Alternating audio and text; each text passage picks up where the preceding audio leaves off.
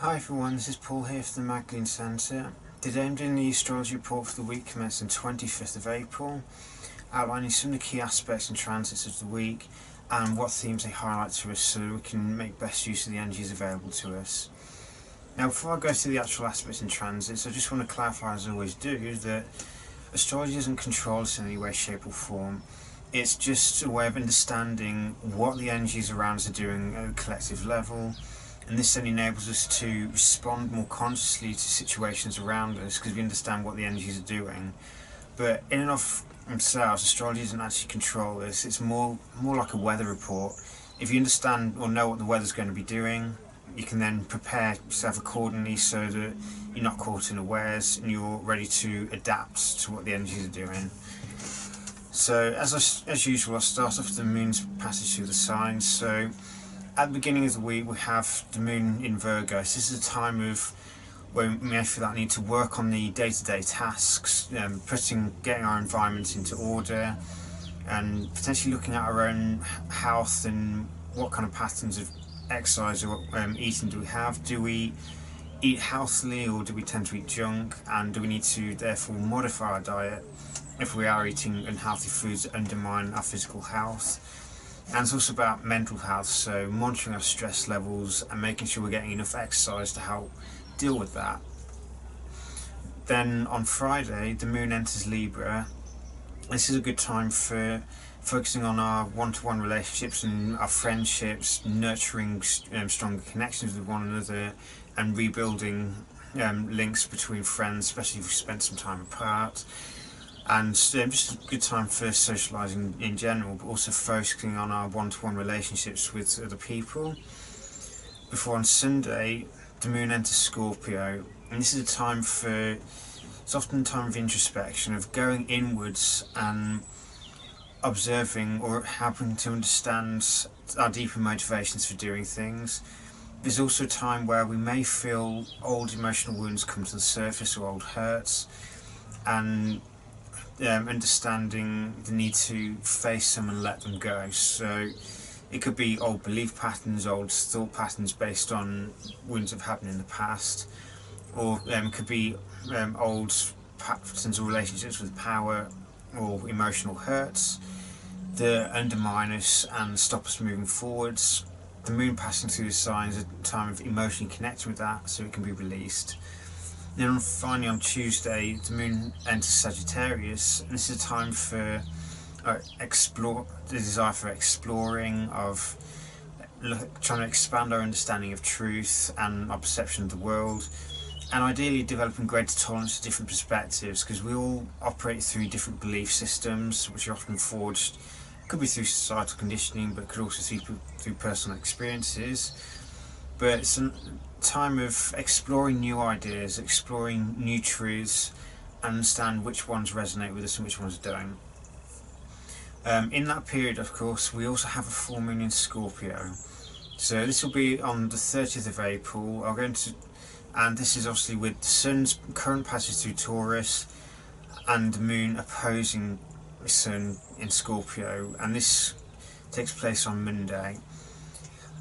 Now, obviously I'll do a more in-depth report into the full moon later on because there's a lot going on with it, but the basic overview of it is balancing the energies of Taurus and Scorpio. The two signs, yes, they're opposed to each other, but they're also complementary. They help to balance each other's energies out, because the sun's going through Taurus, so this is the main theme for the month, and this is dealing with things like cultivating our personal resources, potentially spending more time in nature and getting grounded, connecting with the physical body and engaging with the environment through the physical senses. And it's about developing our own personal resources, but with Taurus it mainly deals with the surface level of things. It's what comes through the five senses, so it's a very physical kind of sign.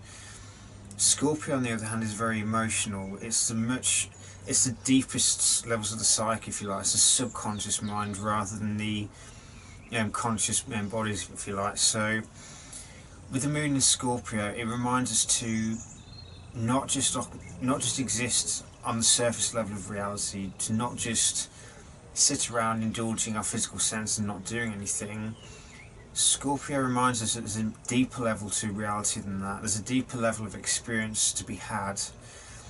But this is about going inwards. It's about exploring the deep levels of our being. So we don't just identify ourselves as a physical body.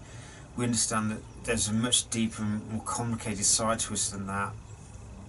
And it's through exploring the emotions and exploring our relationship with power that we achieve a more healthy balance between the two. Scorpio is also about shared resources. So Taurus develops our own personal resources. Scorpio is about understanding the necessity of sharing resources with one another in order to achieve a greater goal.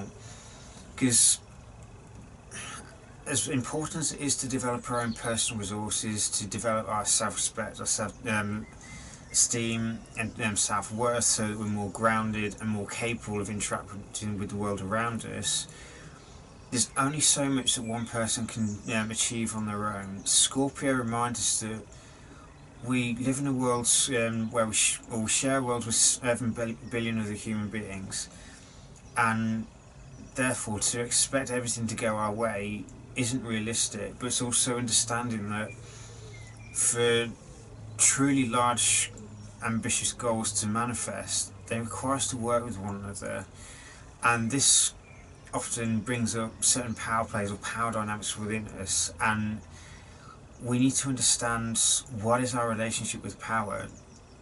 Do we see power as something that's external to us that we have to acquire off other people, or do we recognise it's already within us? Do we understand that true power in its pure form lies within us? It's at the core of our being, and the only way to tap into that is to learn to love the self, to shine a light of conscious awareness into the unconscious mind or the subconscious, to explore old dysfunctional patterns of emotions, of thinking patterns and behaviour, and recognise the need to purge these, because these are creating barriers and layers between ourselves and that core inner power that lies at the heart of every single one of us. And this power, it can only be tapped into through a perspective of love. Trying to exploit power from other people or engage in power plays over one another is trying to engage in external power, not internal. And this power is a shadow form. It's not, at the end of the day, it doesn't matter how much we try to control our environment. The only thing we can ever truly control is ourselves. The environment around us is far too dynamic, far too large, and far too complex for us to ever control it. No matter how much we try and engage in control dynamics, eventually we will lose control of that situation. And so therefore the only way we can truly feel in control is to learn to surrender that need and to focus purely on mastering our internal landscape. So Taurus helps us to remain grounded in the physical body, because the body is often a way of us to go deeper, because if we focus on the physical body, it gets us grounded in the present moment, and it's only in the present moment that we can actually do this deep transformational work. Now, in terms of the other aspects this week, we have an ongoing sextile between Mars and Capricorn and Jupiter and Scorpio. These two planets had their exact sextile last week, but it's so close, but it's right at the end of the week, so Tuesday kind of time. So therefore this aspect is still quite potent. It's still, the two planets are at the same degrees and not exact minutes. And this aspect presents an opportunity, but it's not, doesn't actually manifest if we don't seize the opportunity, because this one is more of an internal aspect. It's generally seen as harmonious, but it depends on how we manifest it and our relationship with our actions and desires and our understanding of the bigger picture. So if we work with this aspect wisely, it allows us to make sure that our actions are guided by wisdom. The fact that Jupiter's retrograde helps with this, because when Jupiter is retrograde, the energies turn inwards anyway, so we're less likely to engage in trying to expand ourselves willy-nilly. But if we're not careful with this aspect, it can also manifest as having no real control over our own desires. It can manifest as that having so many desires and trying to expand uncontrollably and to pursue every single desire there is, or pursue every possible form of satisfaction, that we never really achieve true happiness, because we're always trying to seek that happiness or that fulfillment outside of ourselves. All our desires are geared outwardly towards acquiring stuff, and this basic psychology, there will never be enough to satisfy that kind of drive. They will never be happy with what we're getting, because there will always be more. However, if we learn to rein in those desires, to channel them towards inner fulfillment, so focusing on expanding our understanding of ourselves, of channeling our desires into right actions, so our actions are guided by a higher wisdom, and this then allows us to utilise Jupiter for that broader understanding of that broader perspective and understanding how our actions impact the world around us, and that if we're not disciplined with it, or if we're not careful with our desires, it can balloon out of control and we end up constantly pursuing happiness but never really achieving it.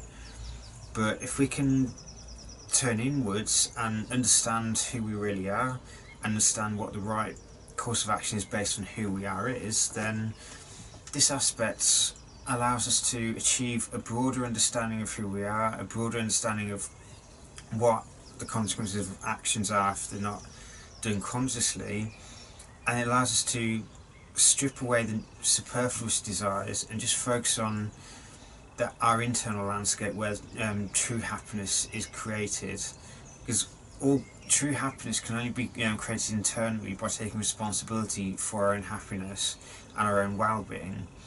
So if we use this aspect wisely, then we may find the opportunities manifest for us to achieve a greater degree of contentment, greater degree of self-understanding, and a wiser use of action. So we're not stressing ourselves out trying to achieve everything. We just focus on what truly matters to us. We focus on what is right for who we are, and we use that broader understanding to recognise that we're connected with everything else. So it's in our best interest and everyone else's interest for that matter for us to take conscious control over those desires. Now we also have on Thursday Mars conjunct Pluto in Capricorn.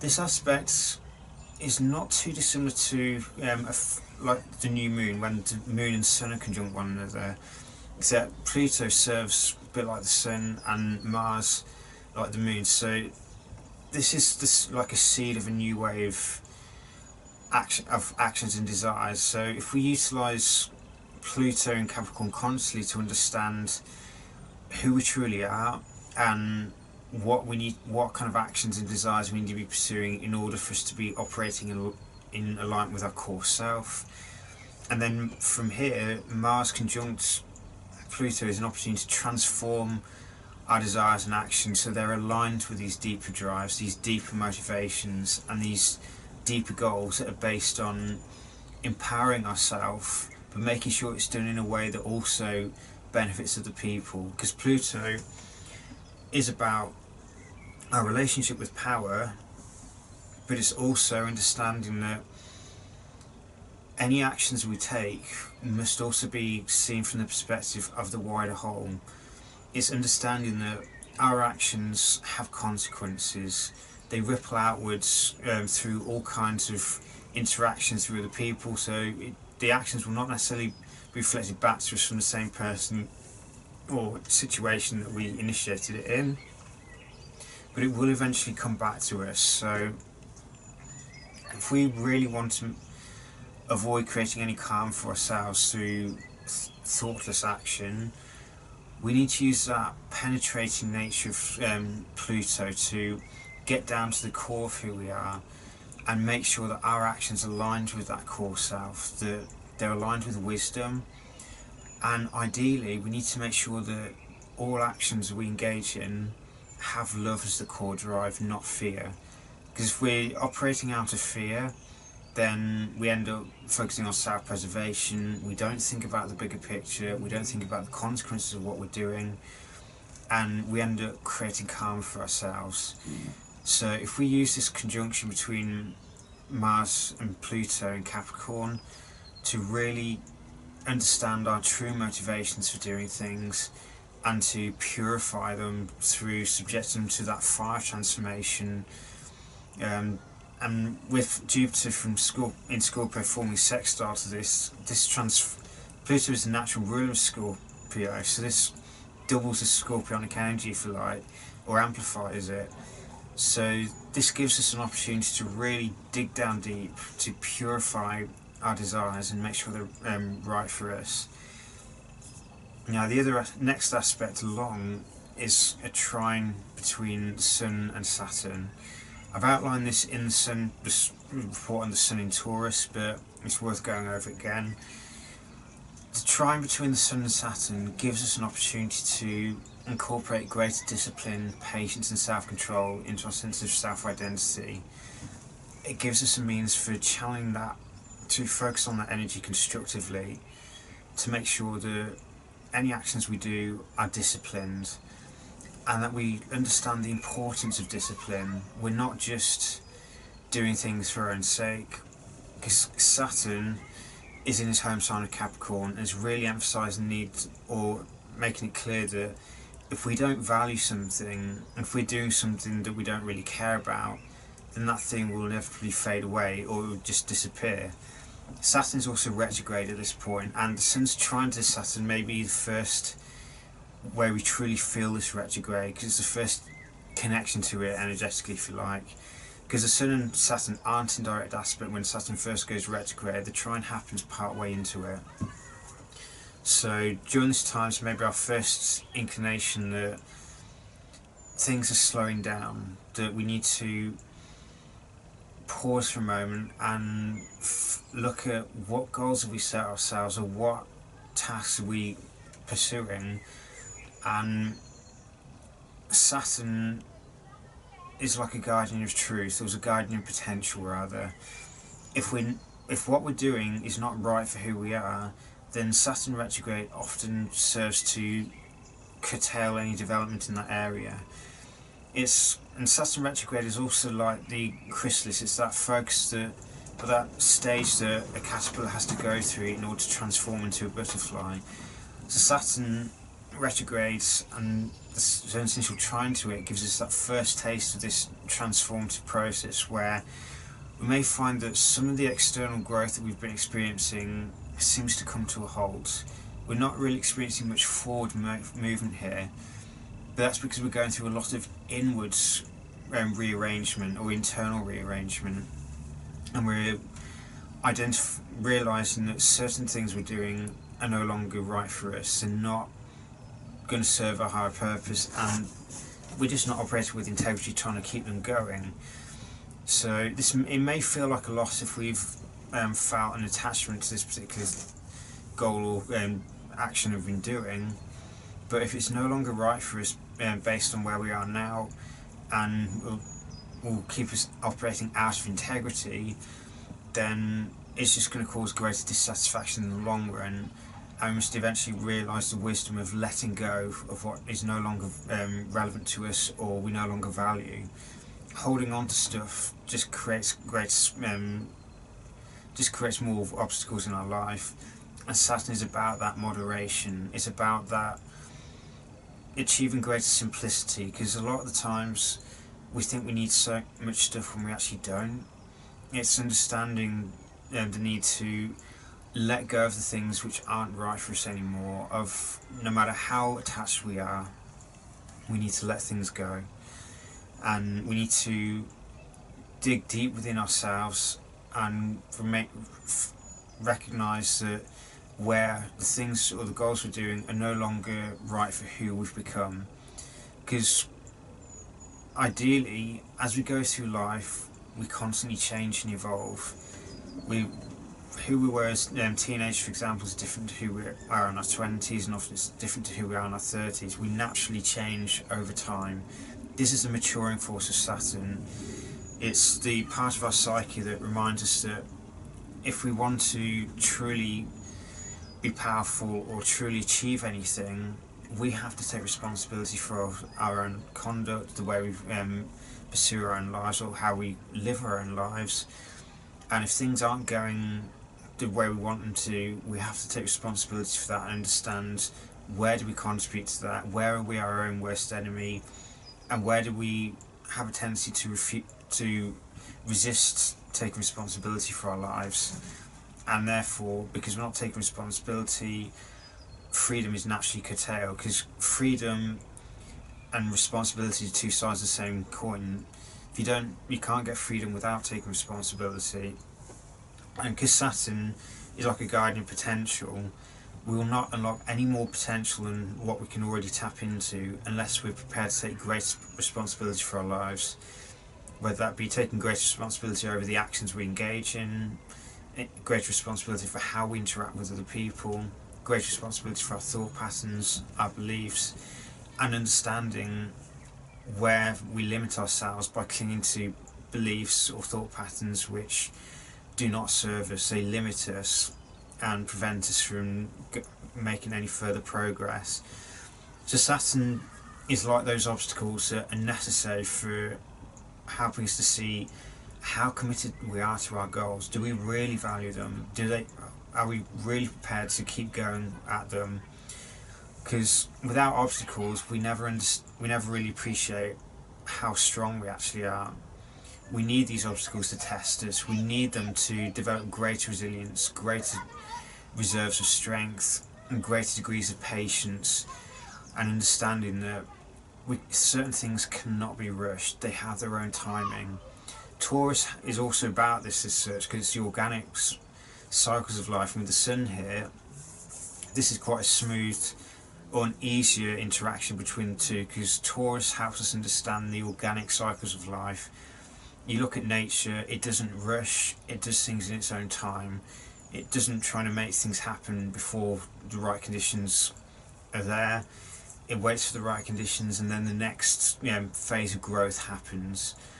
So this trine is an opportunity for us to use the Sun to sync up with the natural cycles, and Saturn in Capricorn to develop greater degrees of patience and discipline, so we're more willing to work with the natural cycles rather than trying to force our way through them or make things happen out of right timing. Because when we do engage with things, or engage with the natural cycles of things, then we end up engaging with the flow. Whatever we need is provided. And if we have this fundamental faith that whatever happens, our fundamental needs will always be met. We may not always get what we want, but we will get what we need if we're prepared to go about things honestly, and to have the faith that what we need is already there and will come to us when we need it, but not beforehand. So it's that spiritual devotion of Taurus. It's recognising that we're in the world but not of it. It's understanding that we need to continue to take actions, but it's not necessarily new actions now. It's a steady, consistent action necessary to nurture a goal and keep it going forwards. And with the patience and discipline of Capricorn, this enables us to develop greater resilience and greater patience, and understand that we need to keep going at things if any long-term goal that's worth achieving is to manifest. And it's understanding the need to delay gratification. So rather than pursue that instant gratification of the physical senses, the trine with Saturn reminds us that sometimes it's worth denying gratification in the short term in order to achieve a greater sense of fulfillment in the long term. Now, another aspect this week is going to be the Sun squaring the nodes, and Ceres is conjunct with the North Node at the moment. So this full moon will form like a grand fixed square, but the Sun itself will be square to Ceres in the North Node, and this is exact on Tuesday. And this is a time where Ceres is about nurturing, and stressful aspects can indicate where we struggle to receive nurturing. It's all the Leo is where the North Node and Ceres are. So Ceres is about conjunct with North Node is about nurturing that creativity. It's nurturing ourselves, nurturing the self-love within us in order to give us that confidence to engage with our creative energies, to use them towards projects, and to also nurture each other's creative spark, because you all have that creative spark within us. But generally speaking, this tends to only be encouraged in kids. As we get older, we're encouraged to be less creative, to go down very fixed ways or very rigid ways of doing things, or very standardized. And Leo isn't about standardization, it's about that playfulness, that creativity, that spontaneity that gives life that little bit of spice, makes it fun, allows us to enjoy what we're doing. Because the thing is, if we enjoy what we're doing, then we don't see things as work. So North Nodes and Ceres in Leo both reminding us that we need to engage in play, we need to nurture ourselves through being spontaneous, to let our hair down and not take life too seriously, and understand that we're not going to, at the end of the day, we're not going to come out of things live at some day. At some point, life on the physical plane comes to an end, so why do everything so serious? Why not engage our creativity? Why not embrace play? And why not become the best version of ourselves? Because the thing is, the health of the whole is dependent on the health of the parts, and the North Node in Leo reminds us that if we want the collective health of society, the collective health of the whole, so humanity's collective strength, its collective health, its collective wisdom, and its collective joy and sense of belonging, can only be improved if we work on ourselves. Because if we're not prepared to become a shining star within our own lives, because the sun is the natural ruler of Leo, so this is a very sun-based North Node position. If we're not prepared to shine our light in the world, if we're not prepared to be the best version of ourselves, then society isn't going to improve. We're not going to achieve that sense of community that deep down we all long for, because the health of the community is dependent on the health of its individual members. So, and we're each and every one of us responsible for improving the health of ourselves.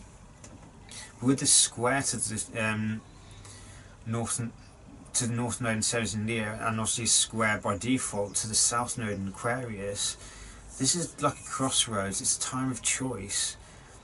Do we choose to move towards the North Node, so we understand that we're connected to everything, but it's not enough to just perceive things or have the third eye open and everything like that?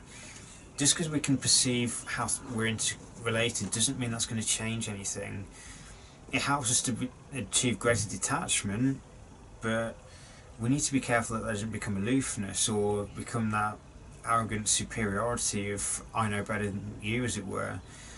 If we don't engage with Leo, it doesn't manifest. It's just an idea floating, or just some perceived knowledge. But if we don't engage with the playful nature of Leo and try and apply this wisdom, then it doesn't, or apply this knowledge, it can't be converted to wisdom. It's only through engaging with that playful nature, that building self-confidence, starting to operate from the heart rather than the head, as it were.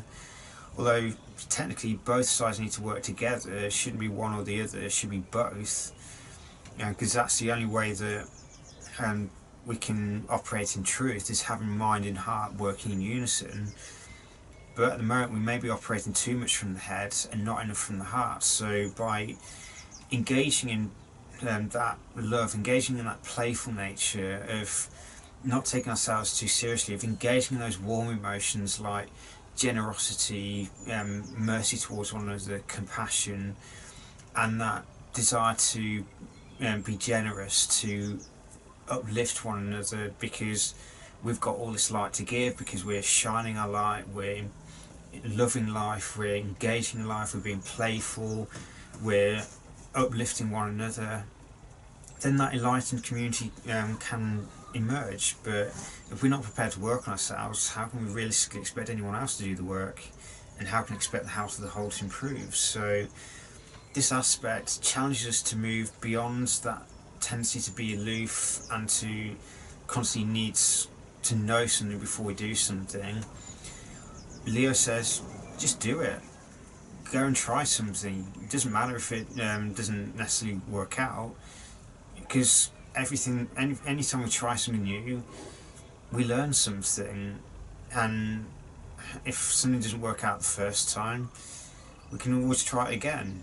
We can learn what from whatever didn't go right the first time, and then change it. So it's through the active play of engaging in novel solutions to things that some of the issues that we're facing as a whole can be sorted. I mean, as was once said, that you cannot solve a problem at the same level of consciousness that created it.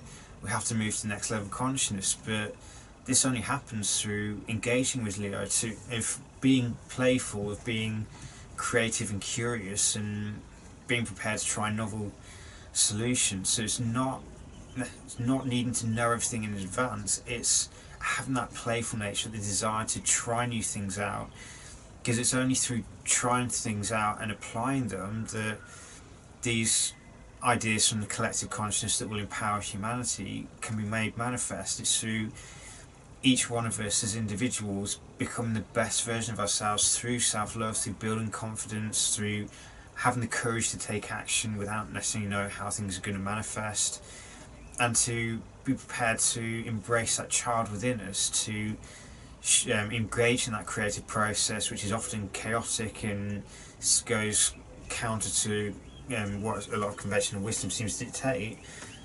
But so many inventions were discovered. For example, graphene was discovered by people playing with the raw material. They didn't know what they were doing. They were just having mess around without having any clear set objective to begin with. So sometimes we just need to relax and just play with things, to not have a framework or not have certain fixed ways of viewing things to begin with. It's just embracing novelty, embracing play and creativity to come up with new ways of doing things that haven't been tried before, and that may well be just what we're looking for to heal the environment around us that's been damaged by old ways of doing things. And it's only by embracing that playful nature that we can embrace the new and create new ways of doing things that are beneficial for us and beneficial for the planet as a whole.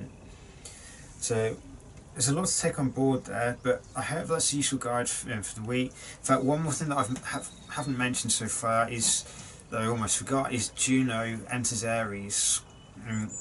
This takes place on Saturday. So Juno is the soulmate planet. It's the way all our relationship needs, if you like. This isn't just purely within romantic relationships. It can also be in very close friends, where it's more than just an acquaintance. This person may well be someone that we engage our confidence with or share our secrets with. So it's the deep relationships that we have with one another. It's also like a relationship between a guru and a disciple. So with Juno moving into Aries, we're moving out of that need to feel that merge with one another, that merge with oneness. Juno in Aries is about that need for autonomy, that need for personal freedom, and that sense of feeling trapped if we're expected to do things a certain way. Juno in Aries is all about that desire for personal autonomy, of making sure that we as an individual are respected and our own unique sense of self-identity is honoured in the relationship. We're not just being propelled into or pushed into conform to someone else's expectations, or to always compromise and the other person doesn't. But it may also be a time where we may be more keen on interacting with people or having relationships with people who have the courage to take action. So Juno in Aries is also about the willingness to initiate, to take action, and to embrace that self-starter, that pioneering spirit. And this may be something that we value in relationships highly at this stage, is may desire to have forged bonds with people who are self-starters, they're go-getters, they know what they want and they go for it. and it's also making sure that we do that for ourselves, because we can't expect everyone else to do things for us. We have to take responsibility as well. But this may be a time where we're not satisfied to just sit back and or to play second fiddle.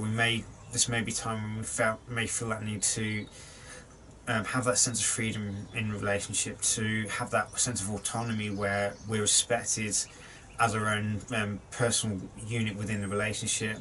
This doesn't mean that we become domineering or demanding, but just means that we need to make sure that our own sense of self-identity is honoured in relationship. We're not being pushed by the other person to become something that we're not.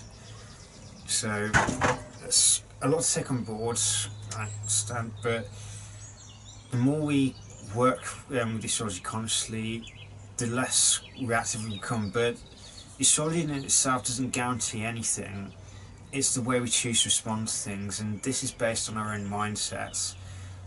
But we'll have the capacity to change our minds, to renew the mind through letting go of old programming, embracing new, more empowered perspectives.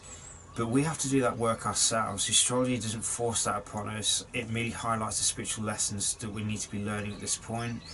If we're not prepared to take responsibility for empowering ourselves, though, then we're not going to achieve any forward motion. So it's through engaging in things like spiritual practice and spiritual devotion that we can shine the light of awareness into the workings of our own minds, identify where we're engaging in shadow behaviours, or where we've been unconscious of certain drives, and these drives undermine our goals. But it's only through this contemplation and meditation and any kind of spiritual practice like that that will enable us to empower ourselves. The astrology merely highlights the kind of lessons that we need to be focused on at this point in time in order for us to empower ourselves and become the best versions of who we are. But it doesn't happen without our conscious effort. But there's a lot to take on board there. I've posted links to our website where you see all the other stuff, because the Magni Centre is not just astrology by any stretch of the imagination. There's so much more that we do. One of them being the allotment where I am now, and by working at the allotment and working with the natural cycles, it facilitates a greater understanding of the astrology. It's the whole as above, so below. If we're consciously connected with what's going on below, we have greater understanding of what's happening above and the spiritual lessons they entail, and this allows a more holistic understanding of things and recognising how energy coming in from above impacts what's going on down below. But by working with the natural cycles of things, we often find that we just naturally go with the energies of the planets. We don't have to consciously know what they're doing. If we focus on that self-awareness of empowering ourselves through shedding old beliefs through the renewing of our mind, and if we get grounded in our environment and work with the natural cycles things rather than trying to force things impulsively, then we naturally align with the energies of the astrology anyway. So astrology is like a roadmap, but once you know the terrain intimately, you no longer need it. But it's only through working on ourselves and putting in that effort that we can get to that point where we intuitively know what's going on around us, and we know how to respond to things consciously rather than reacting. But we have to get engaged in that spiritual discipline for that to happen. There's a lot of information there, but I hope that you all have a wonderful week. I hope you gain many lessons from it and learn more about yourself and develop a deeper level of understanding of yourself and how you choose to interact with things. And I hope this is an opportunity. I hope this is a time where you develop, where you have that necessary discipline. But I hope whatever you need manifest. I hope whatever goals you set for yourselves continues to manifest smoothly, and I hope this is a week of wonderful manifestation and time for that contemplation, but also to enjoy life, because life isn't here for us to just do work. Work is a part of it, but we're also here to play. So the more we learn to live, the more we learn to enjoy life, the more fulfilling it is, and the more we can achieve with life, because we have that power, that dynamo within us, that desire to keep growing, to keep evolving as individuals, to keep releasing the old and empowering ourselves further. And by taking on personal responsibility, we achieve greater freedom. And obviously if we do that within communities, as we do at the Magdalene Centre, where we help each other out, we empower ourselves, and we share our knowledge, our wisdom, our gifts with one another to empower one another, then we achieve that enlightened community that a lot of us are desiring, but we don't necessarily know how to do it. But